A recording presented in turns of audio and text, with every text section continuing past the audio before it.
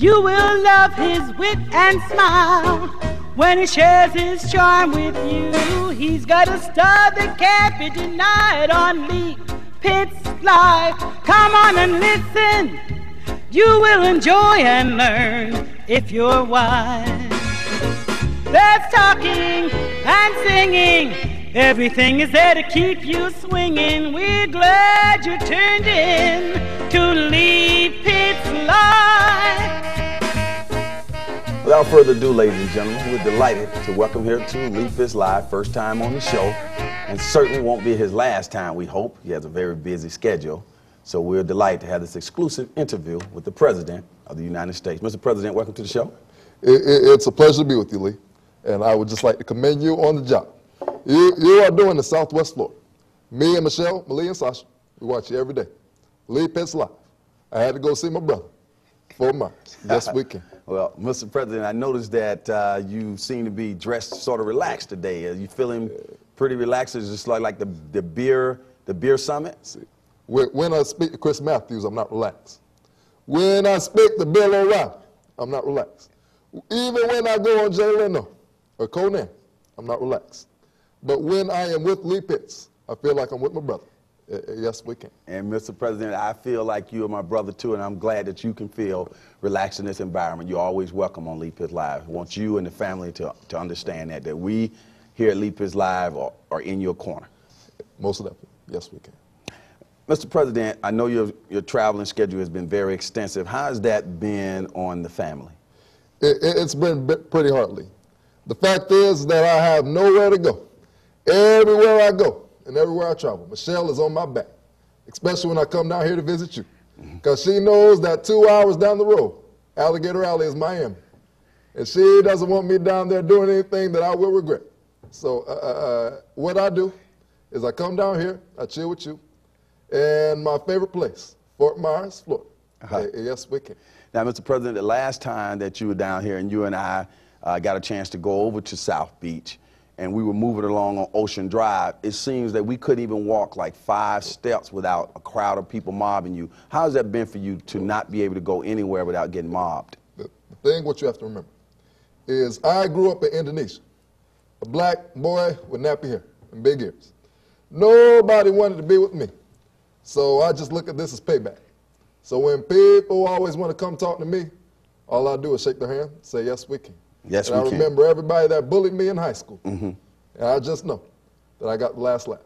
What are some special challenges, if any, that you had to face being the first African-American president of the United States? The problem is, the biggest problem is that when you're president, people always think that you can give them handouts. And you know how we love our people, but sometimes I get calls like I need to get Pookie out of jail for the 22nd time. If Pookie's been selling drugs, he needs to be in jail. I do not have time to pay your car note, to co-sign on your car. I don't have time to pay your rent.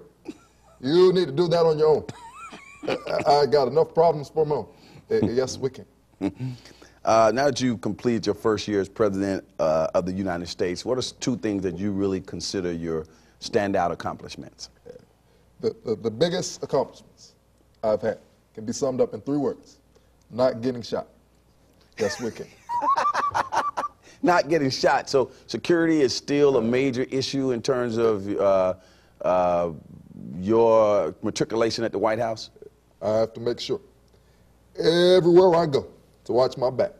Because you see what happened to Martin? You see what happened to Malcolm? You see what happened to Meg Rivers? I don't want to be number 4. So what I do is, just in case anybody wants to pop off, Barack Obama's always prepared. Yes, we can. Yes, we can. Mr. President, a lot has happened with one of our most famous athletes in recent time, Tiger Woods, and you did speak out and have some comments around Tiger Woods and his incident of infidelity. What kind of advice would you give to Tiger Woods, and particularly the fact that both of you are multiracial individuals? Well, what I would say is this. Tiger Woods needs to realize that sometimes you have to realize that the sister always got your back. So maybe he needs to get a little crossover from vanilla the chocolate. Yes, we can. What do you think that Tiger Woods would have to say to young African-American golfers after he's gotten into that situation? What the advice that Tiger Woods will give is the same advice that I would give. It's the simple fact that we as a people, especially men of power, we are in positions where people will look at us all the time. So what we need to do is be on our best behavior. If that means taking a swim in an unheated pool, you need to do that. Yes, we can. Okay.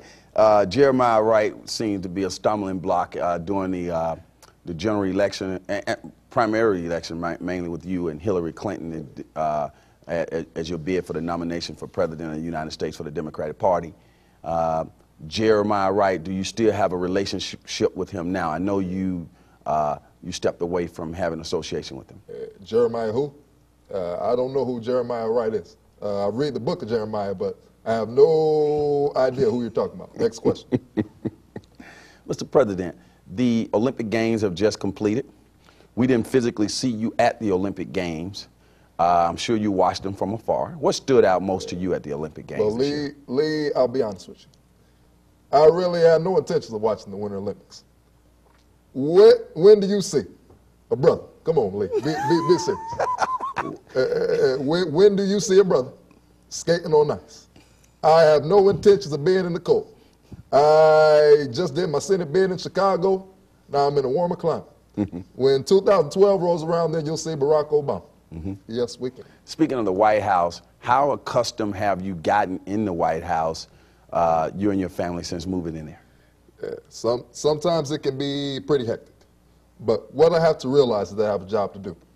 See, we as a people, we need to move forward and believe in change. And one of the reasons we believe in change is that when you have a black man in the White House, the first African-American president, he has certain responsibilities. And one of those responsibilities is that I have to be on my toes. So that means on those Sundays when Mrs. Robinson cooks some dinner and I get the itis. You know what the itis is, Lee, you know. After you eat some collard greens, after you eat some black-eyed peas. Sometimes you don't want to get up and speak about health care. Sometimes you just want to lay in your bed for 3 hours and get up and do what you got to do.